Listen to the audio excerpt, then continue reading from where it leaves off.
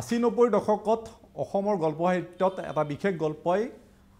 আলোড়ন যোগাইছিলে সমীৰণ বৰুৱা আহি আছে আৰু এই সমীৰণ বৰুৱা আহি আছে এই গল্পটোৰ আৰৰ ব্যক্তিজন মনোজ কুমাৰ গোস্বামী সমীৰণ বৰুৱা যেনেকুৱা সেই প্ৰায় একে চৰিত্ৰ বুলি ক'ব পাৰি যে মনোজ গোস্বামী এই কাৰণে মই কৈছোঁ যে সমীৰণ বৰুৱাৰ বিশেষ চৰিত্ৰটো আছিলে যে তেখেতৰ এখন ফটো আৰক্ষীৰ হাতত নাছিলে বা ৰাইজেও তেওঁক চিনি নাপায় এজন উগ্ৰপন্থী বা নেতা আছিলে তেওঁ যিয়ে নহওক আৰু মনোজ গোস্বামীও যেন সেই সমীৰণ বৰুৱাৰ দৰে ৰাইজে তেখেতৰ ছবি দেখা নাই বা ৰাইজৰ পৰা আঁতৰত থাকে তেনেকুৱা এজন ব্যক্তি আছিলে কিন্তু শেহতীয়াভাৱে এই মনোজ কুমাৰ গোস্বামী সমীৰণ বৰুৱাৰ চলাটো আঁতৰাই তেখেত লাহে লাহে ৰাইজৰ মাজত পৰিচিত মই এইটো অৰ্থতে ক'ব বিচাৰিছোঁ যে সভালৈ যোৱা হৈছে ৰাজহুৱা সভালৈ যোৱা হৈছে বা ছ'চিয়েল মিডিয়াত সাংঘাতিকভাৱে এক্টিভ হৈছে গতিকে সেই ব্যক্তিজন আজি মোৰ সমতৰ অতিথি মনোজ কুমাৰ গোস্বামী মোৰ সৈতে আছে আৰু শেহতীয়াভাৱে মনোজ গোস্বামীৰ এখন নতুন কিতাপ প্ৰকাশ হৈ ওলাইছে বুক ফেয়াৰত প্ৰকাশ হৈ ওলাইছে মাৰাডোনাৰ ঘড়ী অৱশ্যে এই বিশেষ গল্পটো তেখেতে পূৰ্বতে লিখিছিলে আৰু এইবাৰ কিতাপ আকাৰে আৰু কেইটামান গল্প তাত সন্নিৱিষ্ট কৰি কিতাপ আকাৰে এইবাৰ প্ৰকাশ পাইছে গতিকে প্ৰথমতে মই মাৰাডোনাৰ ঘড়ীৰ পৰা মই তেখেতৰ আজি এই ইণ্টাৰভিউটো মই ল'ব বিচাৰিছোঁ যে মাৰাডোনাৰ ঘড়ী মই কৈছোঁৱে যে দুটা আপোনাৰ হয়তো ইয়াত নতুন গল্প আপোনাৰ সন্নিৱিষ্ট হৈছে আৰু বাকী গল্পকেইটা ইতিমধ্যে পাঠকে পঢ়িছে ফেচবুকতে হওক বা অন্যান্য ক্ষেত্ৰত আপোনাৰ পঢ়িছে বিশেষকৈ মাৰাডোনাৰ ঘড়ীত কিতাপখন মই চাইছোঁ বুক ফেয়াৰত মই কালেকশ্যন কৰি মই চাইছোঁ ইয়াত বিশেষ দুটা গল্প এটা গল্প হ'ল সোণালী তেজ আৰু সোণালী তেজটো আপোনাৰ ইতিমধ্যে প্ৰকাশ হৈছে আমাৰ অসমৰ যিখন দুৰ্গা পূজাৰ যিখন পৰিব্ৰকা আছিলে তাত আপোনাৰ প্ৰকাশ হৈছে আৰু এটা বিশেষ গল্প আত্মযোগ এই দুটা গল্প বিশেষ পৰীক্ষা নিৰীক্ষা কৰি পেলাই কৰা যেন লাগিছে আপুনি কি কয় ধন্যবাদ সুশীল মই আচলতে কিতাপক লৈ বা অন্য সন্দৰ্ভতো খুব কমেই কেমেৰাৰ সন্মুখলৈ আহিছোঁ গতিকে মই ভাবিছোঁ যে কিতাপ সন্দৰ্ভত কথা পাতিবলৈ বা নতুন প্ৰকাশ সন্দৰ্ভত কথা পাতিবলৈ ভাল লাগিব কিন্তু এই যে মই তোমাৰ গল্প দুটা কথা উল্লেখ কৰিলা এটা বহুত পুৰণা আত্মজ গল্পটো সৌৰভ কুমাৰ চলিহা ঢুকুৱাৰ পিছতেই সম্ভৱতঃ গৰিয়সীত প্ৰকাশ পাইছিলে আৰু মই পৰীক্ষামূলকভাৱে সৌৰভ চলিহাৰ শেষ সময়ত কেনেকৈ চৰিত্ৰবিলাক ওচৰলৈ অহাৰ চেষ্টা কৰিছে বিভিন্ন চৰিত্ৰ তেওঁৰ নিখিল হওক বিনু মিশ্ৰ হওক বা তেওঁৰ যিবোৰ জনপ্ৰিয় চৰিত্ৰ বুলি কৈছোঁ বহুপঠিত চৰিত্ৰ বুলি কৈছোঁ সেই চৰিত্ৰবিলাক কেনেকৈ তেওঁ সৃষ্টিকৰ্তাৰ পিনে তেওঁলোকৰ সৃষ্টিকৰ্তাৰ পিনে অহাৰ চেষ্টা কৰিছে সৃষ্টিকৰ্তা শেষত কেনেকুৱা অৱস্থা আছে সেই এটা মই পৰীক্ষা কৰাৰ চেষ্টা কৰিছিলোঁ গল্প হিচাপে খুব উত্তীৰ্ণ হয়তো নহ'ব পাৰে কিন্তু মোৰ এটা খুব আৱেগিক লেখা বুলি মই ধৰি লৈছোঁ কাৰণ তেওঁ তেতিয়া সদ্য তেওঁৰ প্ৰয়াত আৰু এনেকুৱা লাগিছে যেন আমি সাংঘাতিক কিবা এটা হেৰুৱালোঁ সাংঘাতিক এটা শূন্যতা আৰম্ভ হ'ল গতিকে তেতিয়া মই সেই কেৰেক্টাৰবিলাক আনি পেলাই এটা পৰীক্ষা কৰাৰ চেষ্টা অতি জটিল মই ক'ব গৈছোঁ যে পাঠক হিচাপে অন্ততঃ মই অতি জটিল গল্প বুলিয়ে মই ভাবোঁ বিশেষকৈ তাত সুৰেন্দ্ৰ নাথ মেধি আৰু সৌৰভ চলিহা দুইটা চৰিত্ৰকে আপুনি তাত পৰ্ট্ৰেট কৰা মই দেখিছোঁ তাত আৰু বাকী চৰিত্ৰবোৰ যেনেকৈ ক'লে যে বেনু মিশ্ৰ এহাত দবাত আপোনাৰ বেনু মিশ্ৰৰ সৈতে তেওঁ যি দবা খেলাৰ এটা চৰিত্ৰ তেওঁ কৰিছিলে সেইটো আপুনি ইয়াত আনিছে গতিকে নিশ্চিতভাৱে মই ভাবোঁ যে অসমীয়া সাহিত্যত এইটো এটা ব্যতিক্ৰম প্ৰচেষ্টা নহয় হয়তো আৰু আছে মই ইমান হয়তো অৱহিত নহয় কিন্তু আচলতে পৰীক্ষা নিৰীক্ষা বা সম্পৰীক্ষা সাহিত্যৰে এটা প্ৰয়োজনীয় বিষয় কিন্তু এইটো চাব নালাগে মই ব্যক্তিগতভাৱে ভাবোঁ যে এনেকুৱা ধৰণৰ পৰীক্ষা নিৰীক্ষাই আকৌ মূল সাহিত্যৰ বা গল্পৰ বিষয়ৰ বা গল্পৰ কাঠামোটো নষ্ট কৰি দিয়ে এইটো প্ৰায়ে কেতিয়াবা হয় এনেকুৱা বেছি পৰীক্ষাৰে গল্পৰ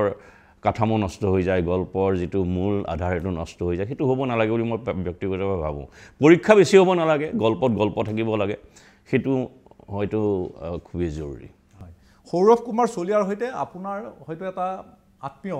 এটা আপোনাৰ গঢ়ি উঠিছিলে কাৰণ মই দেখিছোঁ যে আপোনাৰ যিসমূহ গল্প বহুতে ক'ব বিচাৰে ডক্টৰ শিৱনাথ বৰ্মন ছাৰেও এইটো কথা উল্লেখ কৰিছিলে যে সৌৰভ চলিহাৰ কিবা এটা প্ৰভাৱ আপোনাৰ গল্পবোৰত থকা বুলি বহুতে ক'ব বিচাৰে আপুনি মানি লয়নে যে একেবাৰে 100% মানি লওঁ কাৰণ আচলতে প্ৰথমতে আমি গল্প যেতিয়া মই আৰম্ভ কৰিছোঁ তেতিয়া আমি সৌৰভ চলিহাৰ দ্বাৰা অনুপ্ৰাণিত বুলি কোৱাতকৈ মই প্ৰভাৱান্বিত বুলি ক'ব খুজিছোঁ বিভিন্ন মোৰ গল্পত প্ৰাথমিক পৰ্যায়ৰ গল্পত সৌৰভ চলিহাৰ গল্পৰ প্ৰভাৱ আহিছে প্ৰভাৱেই নহয় আনকি মাজে মাজেতো তেওঁৰ শব্দ ব্যৱহাৰ কৰিছোঁ তেওঁৰ বাক্য ব্যৱহাৰ কৰিছোঁ সেইটো কেতিয়াবা আপোনাৰ কুম্ভিলক বৃত্তি বা প্লেগাৰিজিমৰ সেই পৰ্যায়লৈ গুচি গৈছে আৰু পিছত কিন্তু সচেতনভাৱে মই তাৰ পৰা আঁতৰি অহাৰ চেষ্টাও কৰিছোঁ এই দুটা মোৰ লেখাৰ দুটা পৰ্যায় আপোনালোকে খুব মাইনুটলি চাই গম পাব কিন্তু প্ৰথম কথাটো হৈছে যে সৌৰভ চলিহাৰ লগত যেতিয়া মই এইবোৰ তেওঁৰ গল্পৰ প্ৰভাৱ পৰিছে বা তেওঁৰ লেখা মেলাৰ প্ৰভাৱ পৰিছে তেওঁ তেতিয়ালৈকে কিন্তু মই সৌৰভ চলিহাক লগ পোৱা নাই তেওঁৰ লেখা মেলাৰ পৰাই পৰিছে ব্যক্তিগত সম্পৰ্কৰ পৰা নহয় আৰু পিছলৈ কিন্তু তেওঁৰ সৈতে মোৰ ঘনিষ্ঠতা খুবেই বাঢ়ি গৈছে এটা সময়ত এনেকুৱা যে মই তেওঁৰ পৰিয়ালৰে এজনৰ নিচিনা হৈ গৈছিলোঁ তেতিয়ালৈ মই মোটামুটি লেখা মেলা কৰা বুলি এটা পৰিস্থিতি আহিছে আৰু তেওঁ মোক লেখা ভাল পায়নে তেওঁ মোৰ ব্যক্তিগত হিচাপে মোক ভাল পাইছিলে নাজানো কিন্তু তেওঁ মোক খুব মৰম কৰিছিল তেওঁ শেষ সময়লৈকে আমি তেওঁৰ ওচৰত থকাৰ চেষ্টা কৰিছোঁ ময়ে নহয় হয়তো আৰু কেইবাজনো মানুহ তেনেকুৱা ধৰণে আছে তেওঁৰ সৈতে কিন্তু মই তেওঁক ব্যক্তিগতভাৱে লিখক হিচাপে দুই ধৰণে পাইছোঁ বুলি মই আজি এটা সন্তুষ্টি লাভ কৰিব পাৰোঁ মই শিৱনাথ বৰ্মন ছাৰৰ কথা এটা লৈ পেলাই আপোনাক সুধিব বিচাৰিছোঁ যে ছাৰে কৈছে যে অনুনাদ শব্দটো আপোনাৰ এটা গল্প এটা আছে অনুনাদ সেইটো যিটো এটা ফিজিক্সৰ এটা শব্দ আৰু একেদৰে যদি ক'ব যোৱা যায় আপোনাৰ সুৰেন্দ্ৰনাথ মেধি তেখেতৰ বিভিন্ন ধৰণৰ আপোনাৰ পদাৰ্থ বিজ্ঞান হওক বা গণিতৰ হওক এই ধৰণৰ শব্দ কিছুমান তেখেতে ব্যৱহাৰ কৰিছিলে যেনেকৈ অশান্ত ইলেক্ট্ৰন নাইবা তেখেতৰ যি এটা গল্প আছিলে জন্মদিন তেখেতে বহু এই ধৰণৰ কথা উল্লেখ কৰিছিলে আৰু অনুনাদটোৰ ক্ষেত্ৰতো আপোনাৰ তেনেকুৱা এটা প্ৰভাৱ পৰা বুলি ডক্টৰ শিৱনাথ বৰ্মন ছাৰে আপোনাক কৈছে হয়তো আপুনি সেই কথাখিনিকে হয়তো ক'ব বিচাৰিছে বহু ক্ষেত্ৰত আপোনাৰ তেখেতৰ প্ৰভাৱটো এই ধৰণৰ শব্দ ঠিক সেইটো নহয় মই আচলতে নিজেও পদাৰ্থ বিজ্ঞানৰ ছাত্ৰ আছিলোঁ আৰু এইদৰে বহু লেখক অসমৰ বৰ নাজানো এইটো কাকতালীয়ও হ'ব পাৰে কিন্তু বহু চুটিগল্প লেখক অসমৰ কিন্তু পদাৰ্থ বিজ্ঞানৰ ছাত্ৰ সেয়া শিৱনাথ বৰ্মন নিজেই হওক ভৱেন্দ্ৰনাথ শইকীয়াই হওক সৌৰভ চলিহাই হওক কুমুদ গোস্বামী হওক এইদৰে বিভিন্নজন পদাৰ্থ বিজ্ঞানৰ খুব কৃতি ছাত্ৰ মই বাৰু কৃতি ছাত্ৰ নাছিলোঁ বাৰু কিন্তু তেওঁলোক খুব মানে ভাল ছাত্ৰ আছিলে আৰু তেওঁলোকে খুব ভাল গল্প লিখিছিলে সেই একেটা লিগৰ নহ'লেও ময়ো কিন্তু পদাৰ্থ বিজ্ঞানৰ ছাত্ৰ আছিলোঁ আৰু আমি সেই কোৱাণ্টাম মেকানিক্সৰ পৰা আৰম্ভ কৰি পদাৰ্থ বিজ্ঞানত আমি এই পাঠ্যক্ৰমতো আপেক্ষিকতাবাদ বা বিভিন্ন ধৰণৰ হাইজেনবাৰ্গৰ সূত্ৰ বিভিন্ন সুধিছোঁ লক্ষীনন্দন বৰাও খুব সম্ভৱ ফিজিক্সৰে আছিলে কিজানি লক্ষীনন্দন বৰা ফিজিক্সৰ আছিলে গতিকে সেইটো এটা বৰ অসমীয়া সাহিত্যত মানে সাংঘাতিক এটা ঘটনা বুলি ক'ব পাৰি কাকতালীয়নে বা নাজানো কি প্ৰক্ৰিয়াত এইটো হ'ল কিন্তু আমি যিহেতু সেই অনিশ্চয়তাবাদ সূত্ৰৰ পৰা আৰম্ভ কৰি আপেক্ষিকতাবাদ আৰম্ভ কৰিছোঁ কোৱাণ্টাম মেকানিক্স পঢ়িছোঁ গতিকে বিভিন্ন সময়ত জীৱনক দেখা সমাজক দেখা বা পৰিৱেশ পৰিস্থিতি দেখাত আমাৰ সেই বিজ্ঞানৰ প্ৰভাৱ অলপ পৰিছে আৰু অনুনাদ শব্দটোৰ ইংৰাজীত হয়তো ৰিজনেঞ্চ বুলি কয় গতিকে সেই গল্পটো মই মোৰ স্বাভাৱিক প্ৰক্ৰিয়াতে আহিছে সেইটো শব্দটো কাৰণ সেই দুটা ঘটনা মই এইটোৰ লগত সেইটো ৰিলেট কৰিবলৈ যাওঁতে সেই অনুৰণন বা অনুনাদ শব্দটো মই আনিছোঁ হয় মই আৰু এটা কথা আপোনাক সুধিব বিচাৰিছোঁ বিশেষকৈ ধৰক আমি হিন্দী চিনেমাত কেতিয়াবা আমি দেখা পাওঁ যে কিছুমান সাংঘাতিক ৰেয়াৰ কিছুমান ডিজিজ লৈ পেলাই তেওঁলোকে চিনেমা বনাই মাজতে অমিতাভ বচ্চন এখন আমি চাইছিলোঁ তেনেকুৱা এটা ৰেয়াৰ ডিজিজ লৈ পেলাই এইবাৰ আপোনাৰ গল্পত মই এটা পালোঁ যে আপুনি শেহতীয়া আপোনাৰ যিটো সোণালী তেজ গল্ডেন ব্লাড সেই ধৰণৰ আপুনি এটা গল্প এটা লিখিছিলে ইয়াৰ আগলৈকে কিন্তু মই নিজেও নাজানিছিলোঁ যে এই ধৰণৰ কিবা ৰেয়াৰ ব্লাড থাকিব পাৰে বুলি সেই গল্পটোৰ সেইটো এটা মই অলপ কথাটো জানিছিলোঁ যে গল্ডেন ব্লাড বুলি কয় আচলতে খুব ৰেয়াৰ বিৰল এটা তেজৰ এটা সংযুক্তি সেইটো এটা মানে সেই ধৰণৰ তেজ পৃথিৱীত এতিয়ালৈকে 15জনমান ব্যক্তিৰ দেহতে আছে বুলি কয় তাৰে 4জনেহে ডোনেট কৰিব পাৰে বা 5জনে ডোনেট কৰিব পাৰে এনেকুৱা ধৰণৰ পৰ্যায়ৰ গতিকে গল্পটোত যেতিয়া মই গল্পটো শেষ তেনেকৈ কৰিম বুলি ভবা নাছিলোঁ কিন্তু যেতিয়া আৰম্ভ কৰিলোঁ গল্পটোৰ শেষৰ এটা যুক্তিপূৰ্ণ শেষ হ'ব লাগিব বা এটা মানে এটা সেই লজিকেল এটা হেৰিলৈ যাব লাগিব গতিকে মই সেই কথাটো লৈ আহিলোঁ কাৰণ সেই কথাটো মোৰ অলপ মনত খেলাই আছিল আগতে যে এজন মানুহৰ কিন্তু তাৰ পিছৰ যিটো কথা ক'ব খুজিছোঁ যে আচলতে মানুহৰ আজিৰ জীৱনত আজিৰ এই আধুনিক জীৱনত মানুহৰ পৰিচয় মানুহজন নহয় সেই আধাৰ কাৰ্ড পান কাৰ্ড বা তেওঁৰ ID তেওঁৰ বায়োমেট্ৰিক্স এইবোৰহে পৰিচয় সেইবোৰ যদি নাথাকে আজিৰ আধুনিক জীৱনত মানুহ এখোজো আগবাঢ়ি যাব নোৱাৰে গতিকে মানুহ হিচাপে মানুহৰ চৰিত্ৰ মানুহৰ স্বভাৱ ক্ষেত্ৰতকৈও এই ধৰণৰ ফিজিকেল যিবিলাক আইডেণ্টিটি সেইবিলাকহে দৰকাৰ হৈ পৰিছে গতিকে এই ধৰণে এক ধৰণৰ এক সাংঘাতিক সংকট মানুহ হিচাপে মানুহৰ কাৰণ যে মই কি মোৰ অস্তিত্ব প্ৰমাণ কৰিব এটা কম্পিউটাৰৰ টেগে বা এটা ইলেক্ট্ৰনিক টেগে সেইটোৱে এটা ডাঙৰ ঘটনা হৈ পৰিছে বুলি মই ভাবোঁ আজিৰ সমাজত আৰু শেষত মই এইটোৱে ক'ব খুজিছোঁ শেষটোত গৈ মই তেজত শেষ কৰিছোঁ এই কাৰণেই যে শেষত গৈ দেখিলোঁ যে তেজখিনিতো চব একেই যিখিনি মানুহক তেজ চবৰে একেই ৰং একেই কয় গতিকে সেই তেজ লৈহে আমি আচলতে শেষত জীৱন শেষ কৰিব লাগিব বা জীৱনৰ গুৰুত্ব পাব লাগিব সেই ধৰণে মই এটা চিম্বলিক এটা মেটাফৰিক এটা হেৰি কৰিব চেষ্টা কৰিছোঁ শেহতীয়াভাৱে আপোনাৰ লকডাউনৰ পৰা এটা কথা প্ৰতিষ্ঠা হ'ল যে মনোজ কুমাৰ গোস্বামী যিজন আগত আছিলে 90 দশকত যিজন মনোজ কুমাৰ গোস্বামী আছিলে বহুতে অভিযোগ কৰিছে মনোজ গোস্বামী মানুহজন হেৰাই গ'ল গল্পকাৰ মনোজ গোস্বামীজন নোহোৱা হৈ গ'ল লকডাউনে আপোনাক আকৌ নতুনকৈ আৱিষ্কাৰ কৰিলে লকডাউনত আপুনি নতুন গল্প লিখিলে আৰু তেতিয়াৰ পৰা আৰু এটা ধাৰা আৰম্ভ হ'ল যিটো সময় 90 দশকত আপোনাৰ গল্প আমি পঢ়িছিলোঁ আৰু সেই সময়ত আমি বিচাৰিছোঁ যে মনোজ গোস্বামীৰ আকৌ নতুন কিবা গল্প আহিব নেকি বা আমাৰ দৰে পাঠক হয়তো বহুত আছিলে যিসকলে বিচাৰিছিলে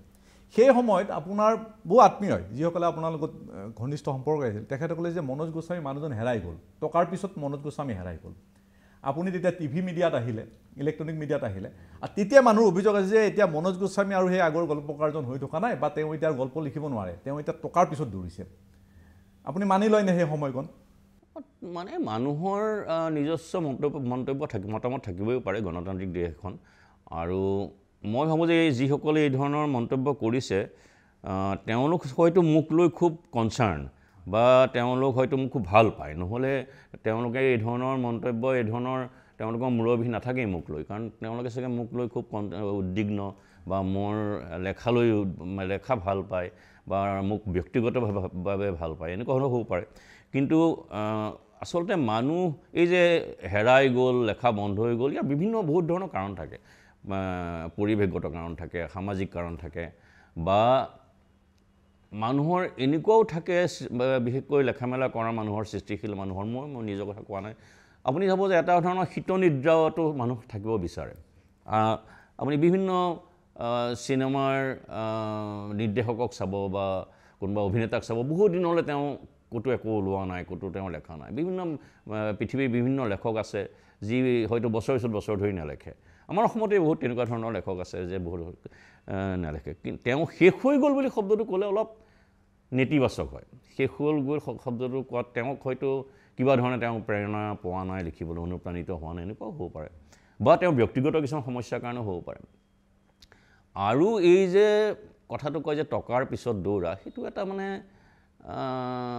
মই খুব সেইটো কাৰণে আহত নহওঁ কিন্তু ইয়াত মই দুটা কথাই কওঁ যে আজি আপুনি গল্প কিতাপ এখন লিখি পেলাই বজাৰত উলিয়াই দিছে বা বাতৰি কাকত এখন উলিয়াই দিছে বা টিভি চেনেল এটা আপুনি আৰম্ভ কৰিছে এয়া আপুনি সমাজ সেৱা কৰা নাই এয়া আপুনি বজাৰত পণ্য হিচাপে উলিয়াই দিছে যে পণ্য হিচাপে যদি উলিয়াই দিছে তাত টকা পইচাৰ কথা থাকিবই আৰু বাতৰি কাকতখনক পণ্য হিচাপে কিতাপখনক পণ্য হিচাপে উলিয়াই দিছোঁ সেইটো এটা দৰ দাম তাত এটা তাৰ মূল্য থাকিব টকা থাকিব টকাৰ পিছত যদি দৌৰা সেইটো মই নাজানো আৰু মই নিজে দুটা প্ৰতিষ্ঠানত কাম কৰোঁ মই প্ৰায় 15-16 লাখ টকা মই বছৰে ইনকাম টেক্স দিওঁ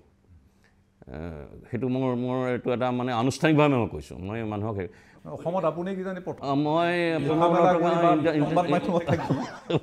মই দিওঁ আৰু সেইটো কাৰণে মই নিজকে সেই ধৰণে মই গঢ়ি তুলিছোঁ যে মোৰ দাম ইমানখিনিয়ে হ'ব পিছত মই কটা কৰি লাভ নাই যে মই কিয় মোৰ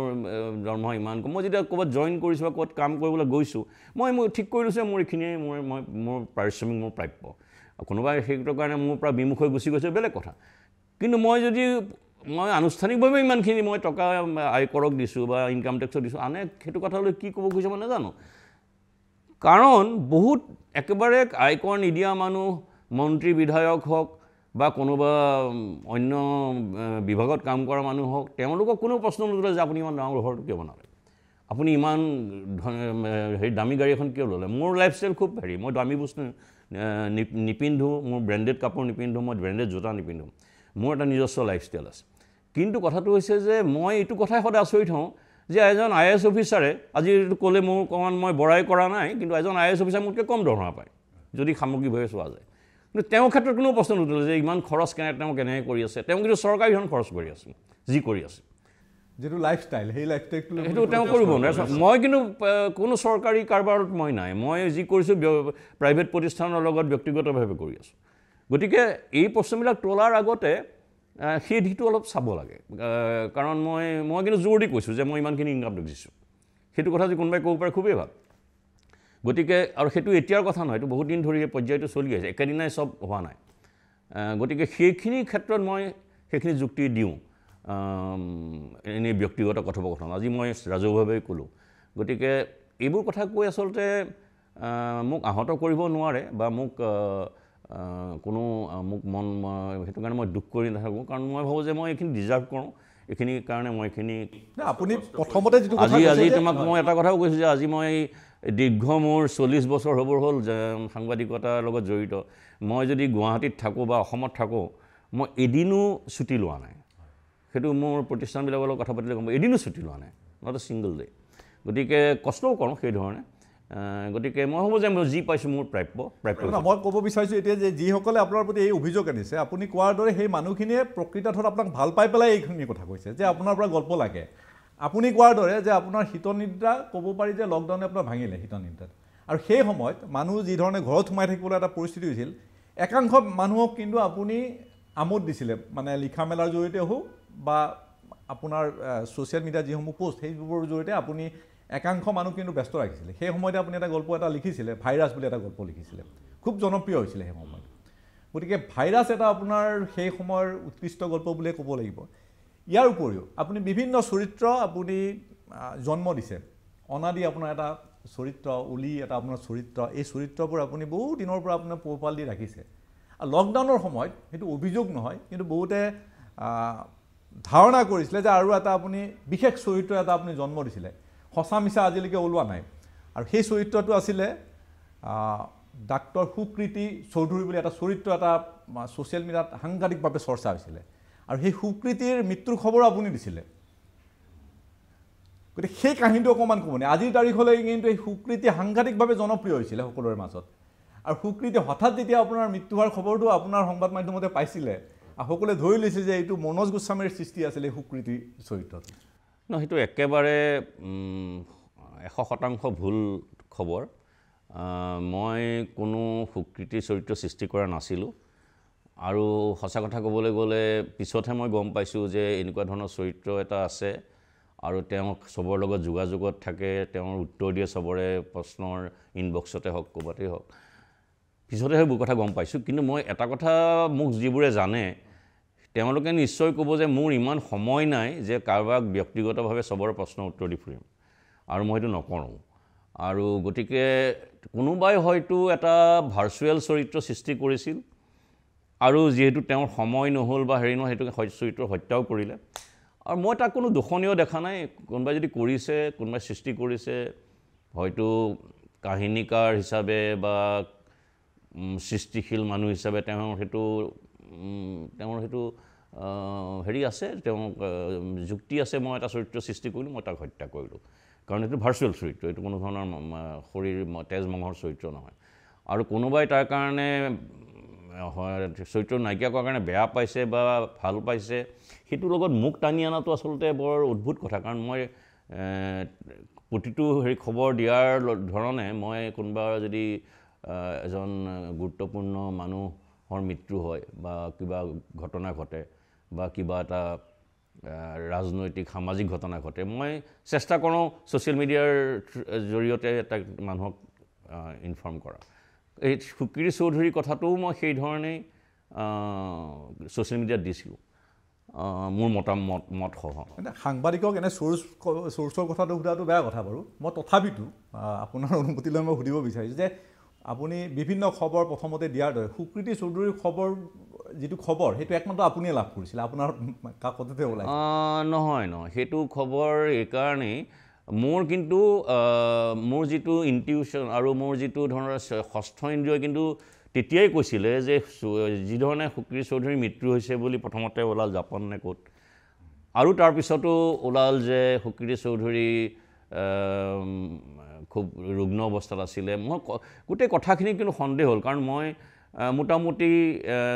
বাতৰি কাকতৰ লগত জড়িত সংবাদৰ লগত জড়িত মানুহ হিচাপে জানো যে কিবা এটা ঘটনা ঘটোতে তেওঁ সকলোবোৰ পৰিৱেশ পৰিস্থিতি অলপ ডিটেইলছত জনা উচিত এতিয়া মই দেখিছোঁ এই কথাটোৰ কোনো মানে ডিটেইলছ নাই অলপ ভেগকৈ গোটেই কথাখিনি কোৱা হৈছে তেতিয়াই মই সন্দেহ কৰিছোঁ এই চৰিত্ৰটো সঁচা নে মিছা আৰু তেতিয়াই মই সেই মৃত্যুটোৰ লগত সেই দুটা লাইন আৰু জড়িত কৰিছোঁ কোনোবাই হয়তো কাৰোবাৰ মানসপটত সৃষ্টি কৰা এটা চৰিত্ৰ বুলি জানে সেইটোৱে হয়তো মোক জড়িত কৰি লোৱাৰ এটা কাৰণ হ'ব পাৰে তাৰমানে কি হ'ব সুকৃতি চৌধুৰীৰ বা যিটো চৰিত্ৰ সেই চৰিত্ৰটোৰ ৰহস্য আজিও ভেদ নহ'ল বাৰু বহুতে ভাবি থৈছিলে বা মই ব্যক্তিগতভাৱে ভাবিছিলোঁ যে হয়তো আপুনি সেইটোৰ সৃষ্টিৰ আঁৰত আছিলে যিয়ে নহওক সেই পাৰ্টটো আমি বাদ দিলোঁ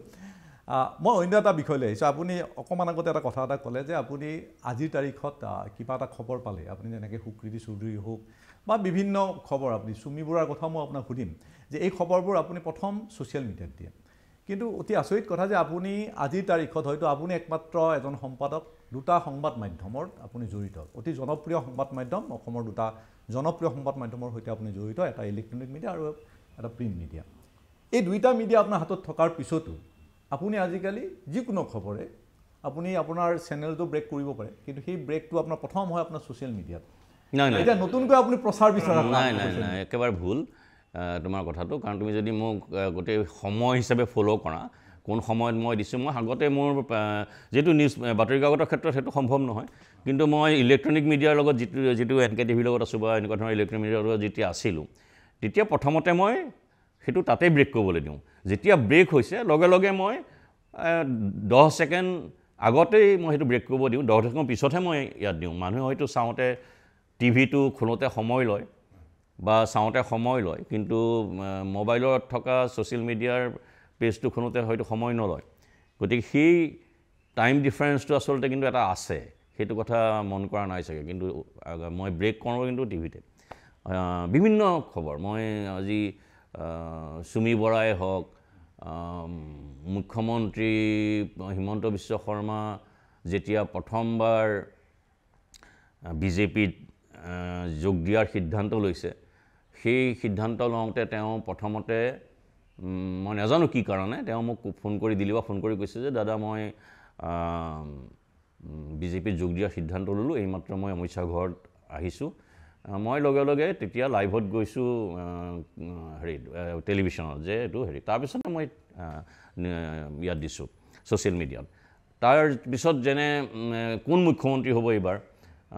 চবৰে এটা দমোজাত আছিলে তেতিয়া মই শেষ মুহূৰ্তত মই ব্ৰেক কৰালোঁ টিভিত যে হিমন্ত বিশ্ব শৰ্মাই মুখ্যমন্ত্ৰী হ'বলৈ গৈ আছে বুলি ব্ৰেক কৰাইছোঁ আৰু কোন শপত লওঁতে কোনে প্ৰস্তাৱ উত্থাপন কৰিব কোনে সমৰ্থন কৰিব সেইখিনিলৈকে দিছোঁ তাৰপিছত মই ছ'চিয়েল মিডিয়াত দিছোঁ কিন্তু এই মানুহে যে টিভি খোলাৰ ক্ষেত্ৰত অকণমান হেমাহি বা টিভিৰ ওচৰলৈ যাওঁতে অলপ সময় লাগে ছ'চিয়েল মিডিয়াটো হাততে পায় সেই দুটা সময়ৰ ব্যৱধানৰ কাৰণে হয়তো তোমাৰ মনত এইটো প্ৰশ্ন উঠিছে হয় মই আৰু এটা কথা আপোনাক সুধিব বিচাৰিছোঁ যে আপুনি যিহেতু ইলেক্ট্ৰনিক মিডিয়াৰ সৈতে জড়িত আজি নহয় আপুনি বহু বছৰ ধৰি দশক ধৰি আপুনি ইলেক্ট্ৰনিক মিডিয়াৰ সৈতে জড়িত হৈ আছে এতিয়াৰ যিটো ট্ৰেণ্ড এইটো দেখা যায় যে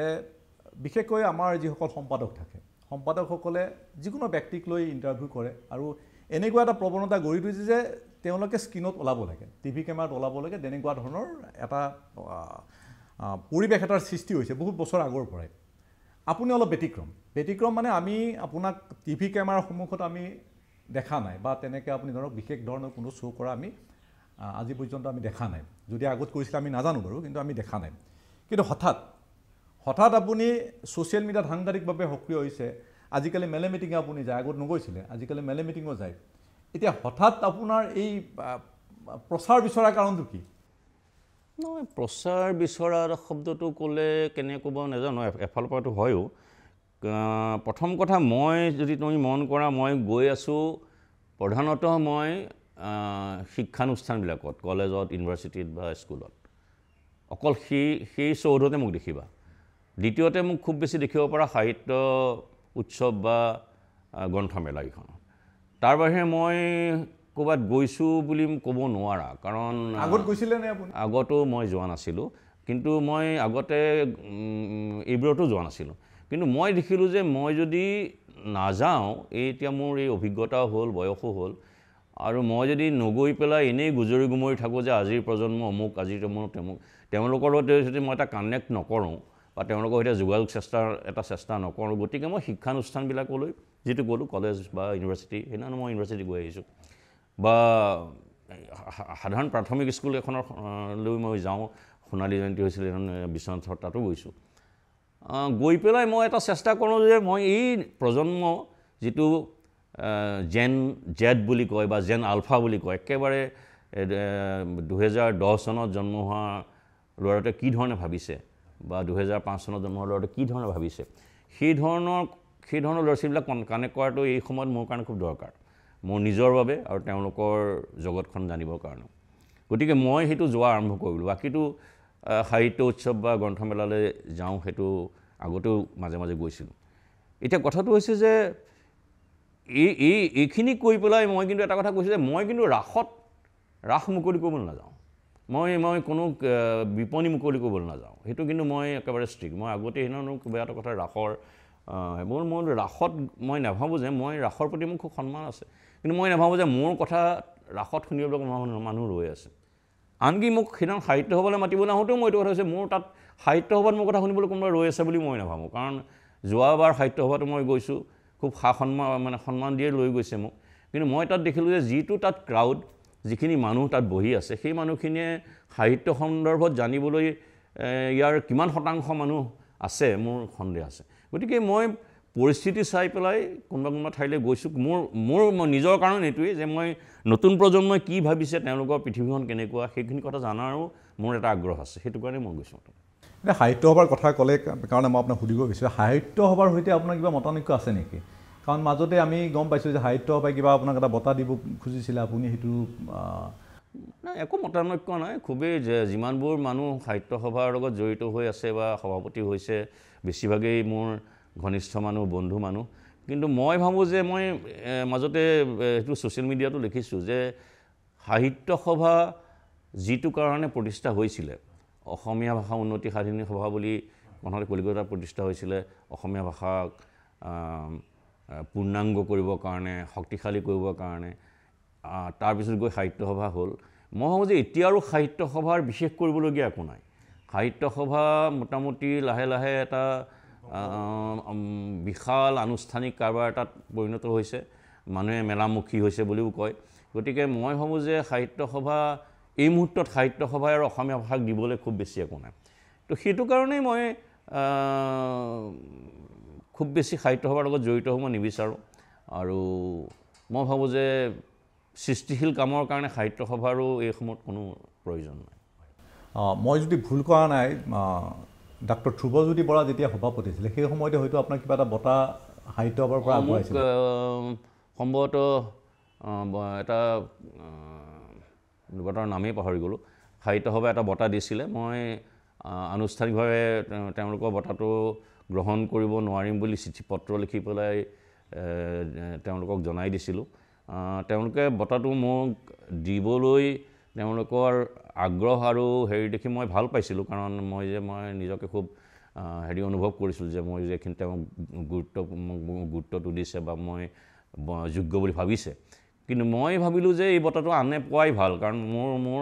সেই সাহিত্য সভা বঁটাটোৱে মোক খুব বেছি উৎসাহিত বা অনুপ্ৰাণিত কৰিব নোৱাৰিব এই একেখিনি কাৰণে গতিকে মই সেইকাৰণে বঁটাটো প্ৰত্যাখ্যান কৰিলোঁ কিন্তু সাহিত্য একাডেমীৰ বঁটা আপুনি গ্ৰহণ কৰিছে এইটোত আপোনাৰ সমস্যা নাই বিশেষ সাহিত্য একাডেমীটো এই ধৰণৰ নহয় সাহিত্য একাডেমীটো এটা ৰাষ্ট্ৰীয় পৰ্যায়ৰ বঁটা আৰু মই তোমাক অভিযোগৰ ক্ষেত্ৰত নহয়,